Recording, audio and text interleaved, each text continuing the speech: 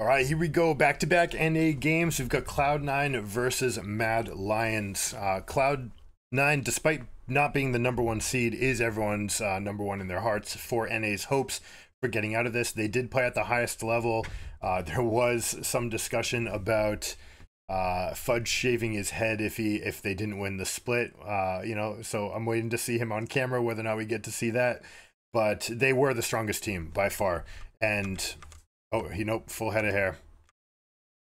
I want to go and pause for the draft, take a recap here. We've got Ivern, Callista, Azir, followed by Rumble Ahri bands, and we've got Orianna, LeBlanc, Maokai, Nautilus, and Rel going into the draft. Orianna being pieced, and especially if you're a red team, you might be saying, hey, with Orianna gone, we're going to force you to choose maybe between Azir or Syndra, and then we'll see if there's a counter on the other side of whether or not you're going to balk at those picks, and also Talia, which we think is a better champion than especially Syndra. We like Talia a lot for this event. Looking at the rest of the picks though, early Rakan forcing an early Xayah, meaning you take Rakan early and you say, okay, are you going to let us take Xayah, or are you going to take Xayah yourself and then see if we can punish this Ezreal Rakan lane? Will have a really good time pushing into Alistar Xayah. Xayah does not have the ability to root into this early level 1, and you have pretty high damage from Ezreal. Stacking his passive, he's actually one of the higher damage champions in the game at level 1, as long as you stack the passive, which means that we probably won't see a flash engage at level 1, but that's something that we do talk about on Alistars. You can go flash, Q-flash ignite on the Alistar, set yourself up for a good lane phase. You've got Hex Flash later, play it aggressively, especially when you're paired with Callista or Ashe.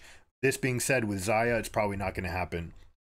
As far as the other drafts, Jarvan priority comes over. We've got an advantage to Mad there. And they go with Gwen as an answer to Cassante. I think Gwen is fine, but Gwen's not necessarily good enough. One of the best things that she does is she flexes. So in response to into an early Cassante, for example, you could take Gwen, play out a whole draft, and then maybe surprise them by picking Garen and moving your Gwen into the jungle. Then you've got that AD AP covered. You've got super carry from there. You've got Garen, which is a direct counter to Cassante. So that's sort of where I expect it being played. I don't like the general power level here. I think that they lost in overall power level, considering Gwen to Cassante. They lost with Ezreal to Xayah. And actually, wait a second. Are we going to have Cassante mid? Jax top? We could actually have Jax jungle. See, I like this much better. You can flex this multiple different ways. You could have Jax in the jungle. You could have Talia in the jungle. You could put Cassante mid or top. So there's a lot of different ways to build this. Also, this bot lane, we have the #1 support in the metagame on Alistar. And even though it's not with that dominant level 1 Callista or Ashe, you're still going to have a dominant level 2 with Xayah, where you have all the all-in pressure. Rakan can basically never play there. But if you are Mad Lions, you're going to look to peel back. Rakan's going to roam, leave Ezreal alone, scale up, just be fine in that lane. And then you're going to use combinations like Syndra and Jarvan to try to make some action happen. Let's get into the game.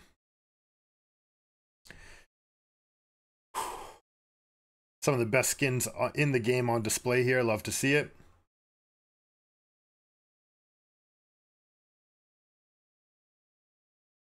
We are in HD. Can we do any better than that? All right, early fan out. Xayah with a super shallow position. Looks like they're expecting some sort of invade. Mad Lions doesn't have the reputation that BDS does as far as like different level 1 cheeses. Again, fanning out is the best of the worst plays, right? It's just like, okay, I don't necessarily have anything. You usually want to turn it into something like, let me see if they commit to where we are, and then we have an answer that can exploit. And that's what we see here, where there's no pressure forward. Okay, I will go for a delayed invade and threaten to drop wards in your face. One of the things that can cost you, though, if there is a single sweeper on the enemy team, then they can punish you by getting early level 2s on their laners. Okay, that's the difference between getting level 2 on the first wave. If you're part of a lane that can handle that, like if you're solo lane and you share the ward experience, then you will hit level 2 first on the 6th minion rather than on the 4th melee. But that being said, we're looking at a Doran's Shield versus Syndra. This is basically an immovable object. We're probably double MR stacked on the Cassante. This makes a lot of sense. You're just going to play for this. And now you get your Talia with nice mixed damage types for your lanes. This is the best way to create the lane situations that you want. It also got Cassante out of the Gwen matchup and into the Syndra, which basically is just completely unflappable here. Blaber reading the play. Nicely done. All right, red Krugs into go. Now this is a huge advantage. Blaber is renowned in NA for having the best paths. All right, we talked about it actually all of yesterday's stream. If you guys haven't checked it out, you can go subscribe to YouTube, go to Giga Gaming Academy. You can see what we did with the Raptors starts. When you do start red, you have some options, right? If you're always starting Raptors, then there's certain counterplay. One of those things that's available is starting Raptors. You might lose your red buff if the enemy jungler is stronger than you. Jarvan was relying on that, trying to go for this early play, trying to get in there, but unable to secure that for himself. Also, frankly, should have made a different adaptation based on the ward that they placed down into the pit earlier. There were no sweepers from C9. So with that much information, you shouldn't be blanking the way that Elyoya just did. But either way, Blaber survives. He's going to end up with a full clear. He's changed his path slightly to take blue right away so that he can start regenerating his mana, make sure that he's taking less damage from the camp and spraying at all times against the Gromp. Normally you want to take the Gromp first so you get that respawn timer. But because Talia was threatened by Jarvan, she knows that there is no path that Jarvan can do to contest her anymore. And in fact, Jarvan spending all this time trying to go... Actually, wait, how did he get 12 camps? What did I miss? She's on 28. Where did he get an extra camp from? Oh, he took Krugs. Okay, there we go. So he went blue into try to invade into Raptors, Krugs, and then red. So he got his level 3 that way. But look at what we have from Talia. She's already up 3 camps. And she just goes river to river. You path through mid, and we did this video. It's called the Blaber Special, C9 Blaber Special. You can see that video as well. I'll put a link in the description. I'll try to add a card, although I don't know if we can. But by pathing through mid, you're generating more experience for yourself. You're also helping your laner gain priority in the lane, so they can come help you for the scuttle. The ending result here is that Talia's going to be working on her second full clear before Jarvan has even considered a base here. So she's going to have a tremendous advantage. Not just that, but because you end up getting the full 8 camps, it means that you have 1100 gold. This is vital for your mage junglers because it means that she gets Lost Chapter and she will never be out of mana for the rest of the game. All right, so a huge play. You see Elyoya, the look on his face there. That kind of speaks volumes that he is going to be so tremendously far behind. Not just that, but because he had that delayed take on Raptors Krugs, he's up top right now with no camps respawning. So I do like what he's doing. Go straight to top lane, and then you can come back into your camps. He'll start a reverse clear of Krugs into Raptors. But it's fun to see how just the beginning of the game can have stark effects on everything else. Ooh, beautiful flash into flash response, and they get that. They also buy themselves an extra 75 gold wasted by the Jacks to try to escape with the jump. Whew, so a lot to talk about in that early game. Now, Mad Lions does end up getting themselves a kill. I'm sure Fudge is kicking himself right now because there was literally nothing you could do on the map if you're Elyoya. Right, Blaber, I'm sure he's saying, I've marked his entire path from here. I know exactly where it's going to be. He has no camps to take. He's going to come gank. That should be the communication that happens at that level, which means that Fudge should not be taking any damage here, nor should he be looking to trade. Just wait for your Talia to come up, but instead he jumps in. Well done by Chasey to cast its Q in response to the E, and then beautiful outplay for flash into flash. A little bit, I mean, I don't even want to say it's too early, but you want to flash right at that moment where there's nothing, and you also don't want to go in a straight line so that it doesn't make it easy for Jarvan to flash on top of you. Now, I'm not going to say that's easy. That was a borderline predictive. Your audio cue comes in before your visual cue, so you do hear the flash before you see the motion move, gives you time to click and make that response. And these guys are that good, right? They're playing on less than a 1/6 of a second reaction time across the board. All right, so Blaber, reverse full clear, has some time, can wait for the jungle camps to respawn, ends up coming and shadowing up top. There's really nothing to lose here, right? So you're waiting for your respawns. See how Blaber goes and camps, sits in the bush, ready to make a play if it's there. Okay, no play, no problem. I'm going to go back down to bot lane. I'm going to take Krugs. You see that he pings his team to show the communication. I'm down here. Jax, take note. Now, this is a pretty doomed spot right here. I actually love what Chasey just did. Taking a little small trade. Rakan being in this bush means that you do have a position. This wave is freezing out to you. The only problem is you have to be really patient as Hylissang. You need to accept the fact that, all right, I'm sharing experience. That's fine. We're not getting anything done, but that's okay. That doesn't make any sense. Why would you do this? What? You're griefing. Now they confirm that Ezreal's by himself. They also broke the freeze that Gwen was holding against the Jax. Jax was completely neutered.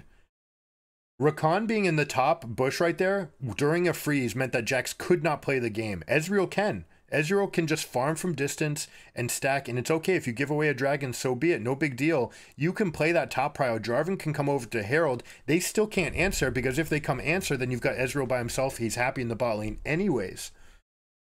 I hate that play by Mad Lions. All right, we'll see how much they end up losing for it.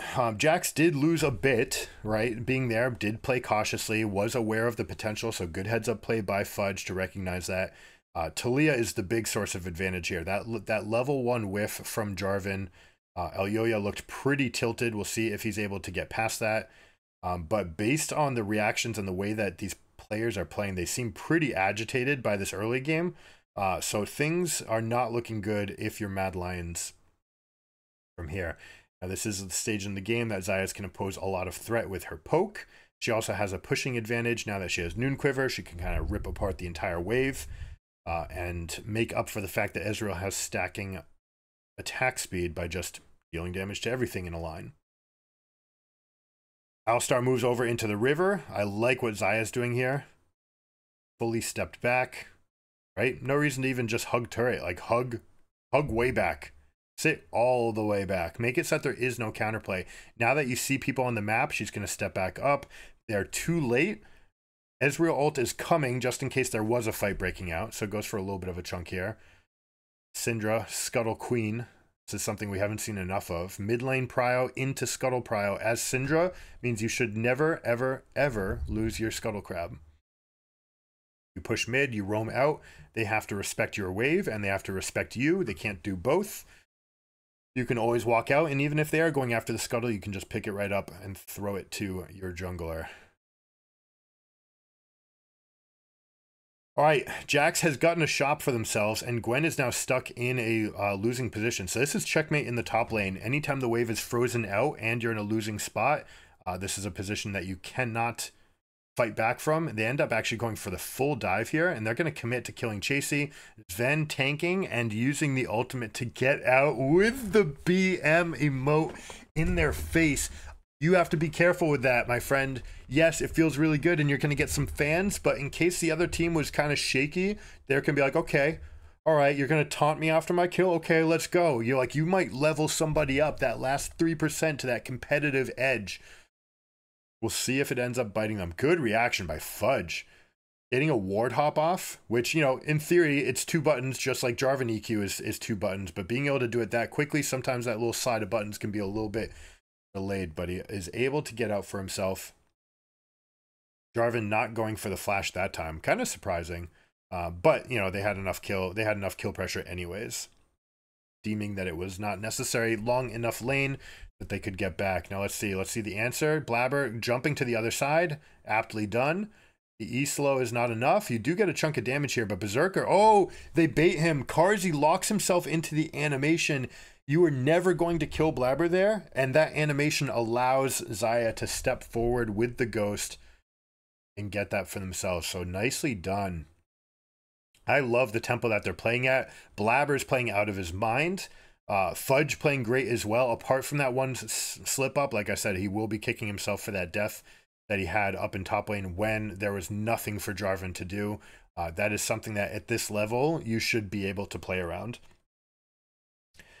But taking stock of things, we've got Talia with a 20 CS advantage, Cassante, immovable object with near perfect CS in the lane, Xayah actually having a 10 CS and a plate advantage to herself, and a first recall here with Boots being able to have a significant pushing advantage. Ezreal will be able to fight back a little bit more once you're on Triforce, and then you have another little trough until Manamune is completed. So E, dodge, step away, good movements by Carzzy, absolutely love it. A lot of people think that you need to get all the way out of that stone field. You do not, okay? Ever since the changes to Talia, it's not a delay and then deal more damage on the backside of it. You put it out, it has an upfront damage and slow, and then they try to knock you into the field, okay? So you can juke in that circle. There's nothing wrong with being there, especially if you have a blink instead of a dash. Not a big deal. So good job stepping out, but then his eyes got big and he looked for the kill. It meant that Berserker was able to punish. So loving the tune that C9 has. They feel pretty optimized right now. Engaged. Oh, all out into Grand Entry. Oh my goodness. That's MNS is not gonna like that. A little solo Q Cassante right there. Chunking himself for 35% of his health. And allowing Rakan to get away. Right? Like that's the difference between people who are experienced and very good on Cassante and not. And this is why the champion had such a tough time for the rebalance. That's why you're playing a completely different Cassante in 1320. It's because your ult could be bad, right? And there's very few champions in the game whose ultimates can be bad. Briar, you know, a new one being a huge one, big decision maker for that. When do you ultimate? Cassante's can be much worse, right? That's about as less bad as it can be. Obviously, you don't want to be pressing into the team. So we'll see if MNS loses any confidence or if he finds some resolve to get himself the best possible ultimates later in the game. Now, Blaber, again, look at that. Full clear into topside, right? Full clear. Clear all your camps. Make sure to stay ahead. Has a 6 camp lead on the Jarvan, so is way ahead on resources. Has a completed Sork Shoes. And again, they're setting up a similar play here with Alistar. Using barrier, making sure that Chasey cannot go in behind the turret. That is a beautiful adaptation. I love that play. We'll see if they get this kill quickly. All right, Fudge draws aggro and pulls out. Beautifully done. That wall is worth talking about. This wall path. What is the most common way that top laners dodge against these all-ins? They tuck themselves behind the wall. They try to make it so that you have to play around terrain to get to them and that your movements become predictable, and they try to answer you by exploiting your predictability. By putting a wall right here, you're taking away this one avenue and you're shrinking the amount of space that Gwen has to exist, right? And this is especially important against Gwen because Gwen could be putting up that shield, making it so you actually have to be inside this arc, playing with this massive terrain in your advantage. So cannot shout out enough the value of this wall right here. Really well done. Blaber is one of the few all-time champions, or players I should say, that NA has produced that are truly world elite. We've produced elite talent for our region and people that can compete on the stage. Licorice is pretty close to another one. Blaber being like the one. Sneaky's not there. Doublelift, yes, but Doublelift has, you know, some we've discussed his weaknesses enough, and he's not here, so we don't need to rub it in. But love seeing Blaber at Worlds, and I love seeing a confident Blaber, right? He's going up, he's making these plays. He is so far ahead of the tempo of this Jarvan, proving that it is a tempo rift diff, right? So will they be able to consolidate the lead? Niski predictably having a tiny bit of a lead in mid because you just farm a little bit better than Cassante, especially starting level 7. Cassante's working on that early Merc Treads into Iceborne, not caring that it's Syndra in their lane, wanting to slow people down. Iceborne is such a huge part of what Cassante is trying to do, obviously. Allows him to continue slowing people down and gives you amplified base damage during your combos.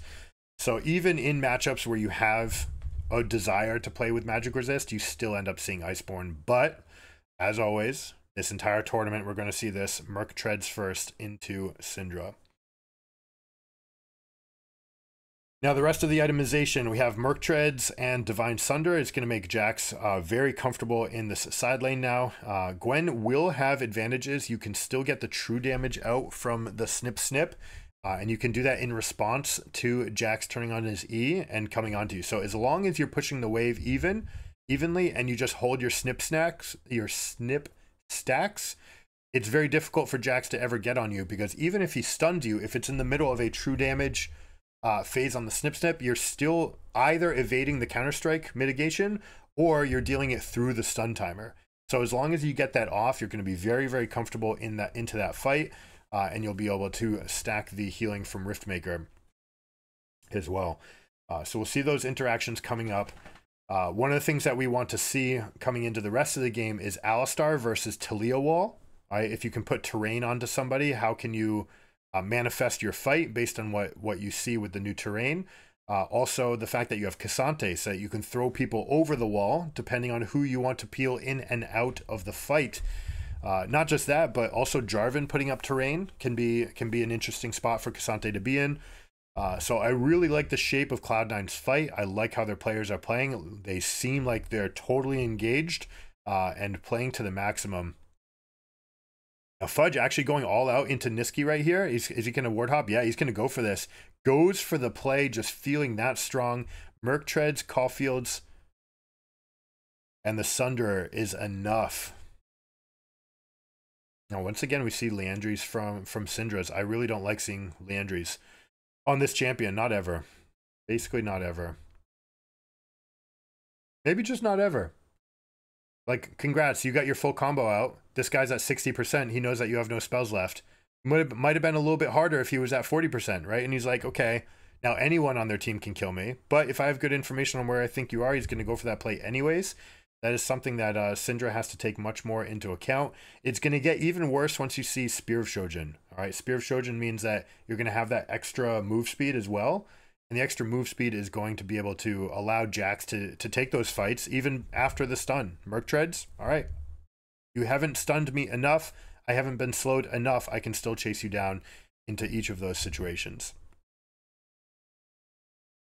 All right, setting up 2 dragons to 0. We've got 4 minutes till the next one. So this is kind of awkward that they're playing for this much bot prio. There's no bottom outer to go for. They're fighting for this ward. Hilly, what are you doing? Is he going to take the ward as his prize? No. Oh my god. So Hylissang is one of Korea's favorite non-Eastern players. Adam being another one. They actually have memes for Hylissang. They call him the mad scientist, the evil genius. They love Hilly. They love how he sees the game. He tends to take different risks. He plays much differently. Makes it very difficult to actually anticipate what he's going to do, because he's seemingly always doing something different. And in that case, takes the engage and says, okay, like, I've got 2/3 of Radiant Virtue and I've got Merc Treads. That wasn't so bad. I can actually finish this ward and then dash out, and it's not a problem. So interesting right there that he's able to do that. No one was around to consolidate the play. That is something that would have worked against your Lucid Shurelya's Rakons. But we're seeing the meta shift right now. Radiant Virtue is just such a good item and so much better than the alternatives at keeping you alive. And also the fact that, hey, like, if your ultimate says we're all going to fight now, what better effect can you want than everybody's getting healed? It is so nice for those all-in fights, especially when you've got champions like Talia, Jax, Cassante, Alistar that are all going to be diving on top of you. Having a nice healing ring will be superb. Now, Ezreal's going to have a pretty big trough right here until he finishes this Mirror Mana. He's 16 stacks away from getting that stacked up. So we'll see him. He's going to come back into lane. There is a little bit of a timer there, 4 seconds per stack. Means that we're going to be probably 2 minutes away from him stacking that. Maybe as little as 1 and a bit if the waves are aligned perfectly. He's got the stacks waiting for him. No, is it actually only 3? thought it was 4. Okay, you're getting 3 per stack, so it's going to be a little bit longer than that.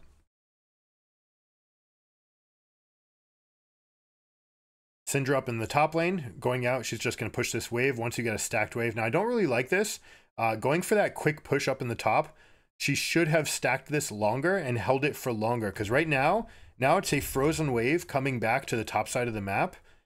And there's nothing stopping anyone from collecting it. It's also going to continue pushing, which means the collection is inevitable. This wave is now a liability. It's just taking away gold from your team in that lane. Now, if you can actually definitely get something right away in the meantime, great. But you have 2 teleports. K'Sante is going to go pick up this wave comfortably and then hopefully set up a slow push that will go out that you can actually spend time on to go get into Dragon. Syndra just a little bit too quick in pushing that wave out. They may even just opt to let it sit here for a bit. You could, in some circumstances, just let Taliyah do it because she's got the wall to rejoin the team as well. So it'll be interesting to see how they play this macro. We're seeing a lot of fighting for mid-prio. C9's going to have to give it up while Taliyah goes for this. Let's see what she does with this wave, right? Is she going to just fast push it, collect the gold, and go off? Probably not. She doesn't have a second item. She's already got Rylai. She's not waiting for anything in base. So there's no real benefit to getting this wave in. Might have been just fast enough to get to this. Yeah, this never works. Okay, it's going to sit there in the worst possible place. It's going to create another slow push coming back as the siege for Baron begins. That means that this wave is going to be in a nice spot. I much would have rather see her just take out the casters, let that develop a slow push, then you can play for these fights and then go play for the turrets. Now that everyone's stuck here, that will deal more damage. Now here we go. We see Terrain and we see K'Sante on the other side, daring anyone to get any closer, but they're not able to get enough for themselves. In fact, Sven is the one that gets chunked out by about 55%. Checking into Ezreal, always a difficult proposition. You have to be able to commit. I like the idea that Taliyah had of separating the team, but didn't ride the wall, which meant that they had 2 people sort of staggered in that position. What they do get for themselves is mid lane prio if they choose to use it. But it looks like they're not sticking around for it. What you can do, as the enemy team commits to the objective that you've lost prio on, you can get vision in between them and mid lane and make it so that you can see them coming into that position. Instead, they're opting for just a snap Baron play. Absolutely love this. This is by far the best answer. They get Dragon. Congratulations. You get Dragon number 1. We get Baron number 1. We're winning. We'll see if how much Cloud9 is able to get off of this. Dashes, boom, ultimate used by J4. They are unraveling. Mad Lions is stretching. They don't know what to do in response to this play. Fudge is already in the right position. Also, top lane is in a good spot where they could turn in. If they think that the entire team's going to back off to the Jax, Jax could pull back and the team could push up through top and create another threat. Instead, it looks like they're just going to send one person through. Syndra's going to go collect this wave. Now let's see again. Does she just throw this wave away? If you throw, it's very tempting. You want to say, yep, she does it. This is a mistake. You're just giving them the resource. You're just handing it to them. All right. What are you accomplishing? You need to be getting something back on the map right away. Unless Syndra can take this Krugs and reposition and look to make a play mid, then this isn't worth it. Perhaps that's the call she's making is, hey, I need to shove this right away. That will buy me time to get in position for a long range scatter the week. But you don't have teleport on Gwen. You don't have people in position. There is no play here. This is something that even at the pro level, they're so good, levels 1 through 7. First 8 minutes of the game, borderline scripted to this point. Teams have gotten good enough because the first 7 minutes happens every game. But you don't always get these end game pushes. This race push by Xayah, what did it accomplish? All right? You just gave the lane to Karzi. You could have actually held him hostage, said, all right, do you want to come up here and threaten yourself? My team's moving up for this prio. The only prize that they get for themselves is 1 control ward on a position that's not particularly vital right now. We're 3 minutes away from Dragon. This part, chunk, fine. But keep the cannon there for a bit. Like, you don't need to actually race it all the way down. Now this wave is ahead of your teammates. There's nothing to gain. Now, one play that you can do to give credit to the things that you can be looking for in this situation, if you're fast pushing and then you can turn it into jungle camps leads, and you can say, all right, let me suffocate you by pushing in, force you to deal, and then we're going to branch out. All right, branch out into the waves, into the jungle, get superior vision, get camps, really tax you for coming to this. Ooh, that's interesting, Sven. All right, he's holding down, he's baiting. All right, he sees that they're between a very long wall. Talia could have taken this wall and jumped to the right. This should have been a kill, easy kill on Hillsang, but it is Rakan. Again, Radiant Virtue, Merc Treads, Rakan just basically never dies. You don't die until you die. You're ready to go in for your team. Very nicely done by Sven, holding the maximum amount of attention here. Talia opting to be the one pushing here. I don't mind this at all because when she has the wall. In this case, she doesn't have it though, but this is due to the superior vision that they laid down for themselves. So going back to that push, if you can push and hold their attention to that lane, all right, I think what's if you can hold their attention to this spot where your wave is coming in, and then you can branch out and get into the map and get some control into the northern quadrant or the eastern quadrant, then sure, you can use that and gain each wave by wave, say, all right, I'll chip this down, let me get a little bit further, chip this down, get a little bit further. If that's the objective and this is what you want to create, then great, okay? But when we're talking about building up the pressure in the waves and you want to go, every time that you just push this wave in or push the top wave all the way in, you're erasing, you're using your tempo, you're turning it into active energy instead of potential energy, okay? If that makes sense. You want to hold that potential, wait till it builds, kind of like a wind-up race car. You wind it up once and let it go, it doesn't go very far. But if you wind it up the maximum, then you can have a lot of tempo going into this play. So for example, this wave that's coming up, if you can hold it and say, we have an advantage, we're gonna force you to stay here for a little bit longer, and we're actually gonna build this wave and make you a little bit more unsure about what's coming up, then we can go for it. We'll shush for this fight. Beautiful position to start. Fudge is able to mitigate the majority of the damage back after that initial burst. Now they do end up getting three ultimates, Gwen, Rakan, and Ezreal. So they may feel pretty good here. Fudge is the only one that they expended. That means Alistar is going to be a very nice front line for themselves. Talia wall being used proactively. Beautifully done. Gets the dragon. Now let's see if they go for this fight or whether or not they step back. They have an ultimate advantage and a gold advantage. So this is their fight to win if the option comes in. Now they're starting to back out. Rakan does not have an ult, so they're very free to take it. Talia saying, I dare you to keep on coming into my chip. C9 saying that we've got gold in the bank that we want to play for. Now, this game, Abyssal Mask on Cassante. We've spoken about how good Abyssal Mask is. We saw last game how bad it was for that game. In this game, though, Gwen damage, Syndra damage, Ezreal damage, Rakan damage, right? You have way more damage coming out. So buying a MR item actually makes much more sense in this game. Also on your team, Talia damage and Jax damage, right? All of Jax's abilities are magic damage. Getting that extra value out of Abyssal Mask this game, Abyssal is twice as good as it was last time. Summit basically threw the game by buying it. M&S is actually carrying his team by buying it. There's a difference, right? You have to have the synergy in your kit. Your team needs to want it. Not only that, but depending on how the roles of the fights are going to break out, the longer you're in the fight, the more you can steal resistances, the better it's going to be. Compare this team comp to last time, the number of melee champions, and how much Cassante will be able to hold this line and stack those resists. All right, C9 is able to muscle their way in. Cassante is going for an all-out on Karzi because it is Ezreal. He's only got that one tool, but Karzi obviously able to fight back. But flashing forward from Berserker, this is what we love from him. He is better at this than any other champion that NA has ever seen. Knowing when his window to come up has arisen. Also, they have a top wave waiting for them. You see this stacked up. We'll see if M&S tanks the turret. He should. He should walk up and tank. There he goes. I love it.